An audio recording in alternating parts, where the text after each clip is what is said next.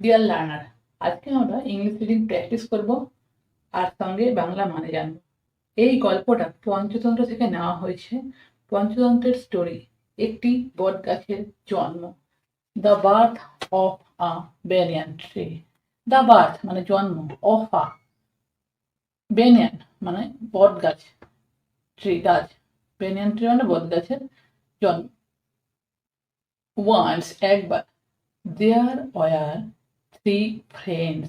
দেয়ার সেখানে, ওয়ার ছিল, থ্রি তিনটে, ফ্রেন্ডস মানে বন্ধু, সেখানে ছিল তিনটে বন্ধু। আ ক্রো, আ মঙ্কি অ্যান্ড অ্যান এলিফ্যান্ট। আ ক্রো একটা কাক, আ মঙ্কি একটা বাঁদর, অ্যান্ড আর অ্যান এলিফ্যান্ট মানে একটা হাতি। অফেন প্রায়, দে হ্যাড, দে হ্যাড তাদের ছিল, ডিসএগ্রিমেন্টস মানে অসহমত, মানে একজনের মতের সাথে আরেকজনের মতের মিল না থাকা, সেটাকে ডিসএগ্রিমেন্ট। সহমত আর অসহমত, এগ্রিমেন্ট আর ডিসএগ্রিমেন্ট। ডিসএগ্রিমেন্ট মানে অসহমত। On many issue, many issue মানে অনেক সমস্যা। বাট কিন্তু, ফেড ব্যর্থ ছিল, টু রিচ পৌঁছাতে, অ্যানি কনক্লুশন তাহলে তারা কি ছিল, সিদ্ধান্তে। কনক্লুশন অর্থ কি সিদ্ধান্ত, তাহলে তারা কোনো অ্যানি কনক্লুশন মানে কোনো সিদ্ধান্তে পৌঁছাতে ব্যর্থ থাকতো। ওয়ান ডে একদিন, দে ওয়ার রেস্টিং, দে তারা, ওয়ার ছিল, রেস্টিং এর অর্থ হচ্ছে বিশ্রাম নেওয়া। বিশ্রাম নিচ্ছিল কোথায়, under a big banyan tree, under তলায়, আ বিগ একটা বড়, বেনিয়ান ট্রি মানে গাছের তলায়। হোয়েন দ্য মঙ্কি আস্কড, হোয়েন যখন, দ্য মঙ্কি মানে বাদরটা, আস্কড জিজ্ঞাসা করলো, what was the size of the banyan tree, what কি, ওয়াজ ছিল, দ্য সাইজ এর আকার, অফ দ্য বেনিয়ান ট্রি মানে বট গাছের, বট গাছের আকার কি ছিল, হোয়েন যখন, ইউ তুমি, ফার্স্ট স ইট প্রথম দেখেছিলে এটা।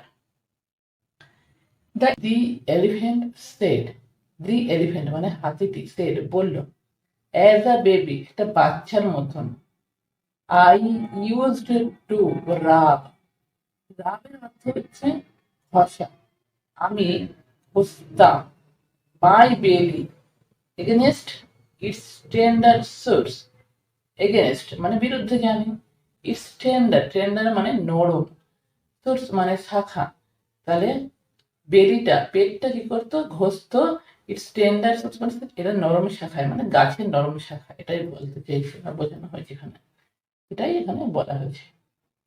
When I was young, when যখন, আই ওয়াজ আমি ছিলাম, ইয়াং মানে যুবক বা ছোট, I ate some berries, I ate আমি খেয়েছিলাম, সাম বেরিজ কিছু জাম, and then dropped a few seeds here, and আর দেন তারপর ড্রপড ফেলেছিলাম, আ ফিউ মানে কিছু, সিডস বীজ, সিড মানে একটা বীজ আর সিডস মানে কিছুটা বীজ মানে একের অধিক বীজ, হেয়ার এখানে।